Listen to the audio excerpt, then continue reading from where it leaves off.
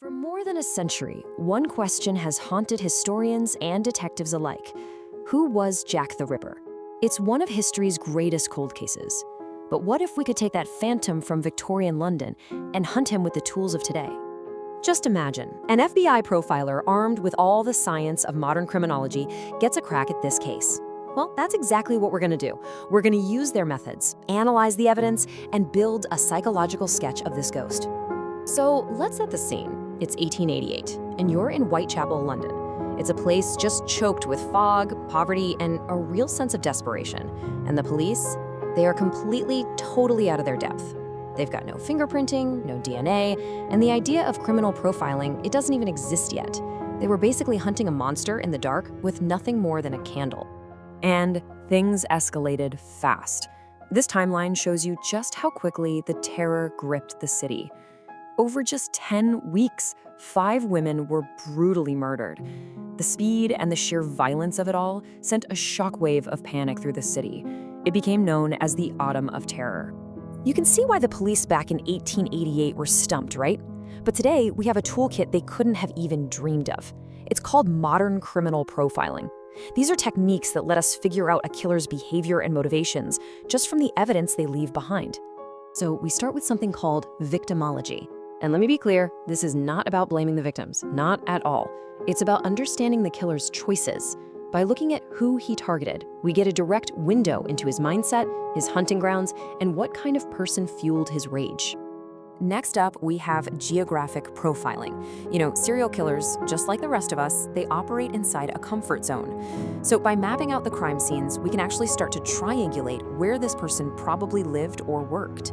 It's like drawing a map that could lead right to their front door. And this might be the most important tool of all, looking for signature behaviors. Now, this is different from the MO, that's just how the killer commits the crime.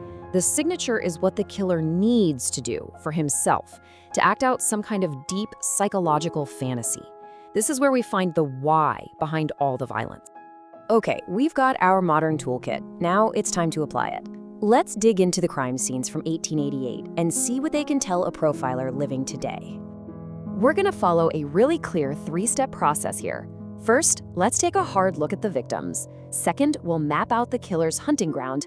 And third, we'll dive into the brutal nature of the crimes to really understand his psychological signature. And right away, a pattern just jumps out at you. The victims were all impoverished women working as sex workers. A modern profiler looks at this and knows, okay, this guy wasn't choosing at random. He was targeting a very specific group of vulnerable women, which points to a really deep-seated and focused rage. And when you look at the geographic profile, well, the conclusion is just inescapable. Every single murder happened inside this tiny 1 square mile patch of Whitechapel. This wasn't some killer traveling into the city. Now, he was a local. He knew the back alleys, the escape routes. He knew the rhythm of the neighborhood. This was his turn. This, right here, gets to the absolute heart of the killer's signature. The horrific things he did to the bodies went way beyond what was necessary to kill them. They were personal, they were targeted, and they got more and more extreme with each murder. This wasn't just about killing, it was about degradation, about having absolute power. And that speaks volumes about how powerless he must have felt in his own life. All right, so let's pull all of these threads together, the victims, the location, and the signature.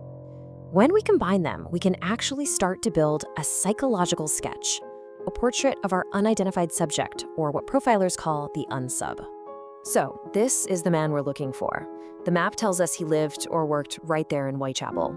The victims tell us he likely had a menial job, someone who could move through those circles without anyone noticing.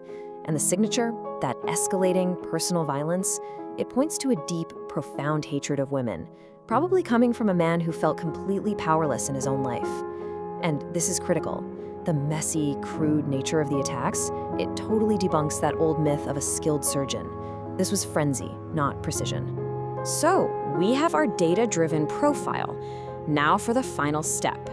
Let's hold this sketch up against some of the famous suspects from history. The big question is, do any of them actually fit?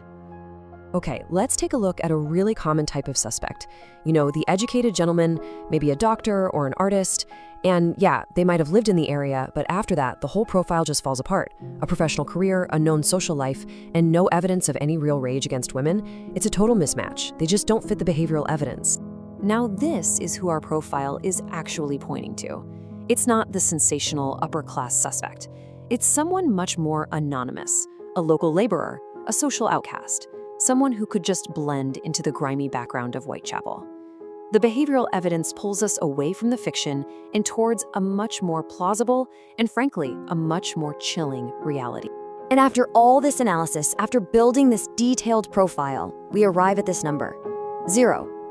Because without a time machine to go back and get DNA, the physical evidence is just gone.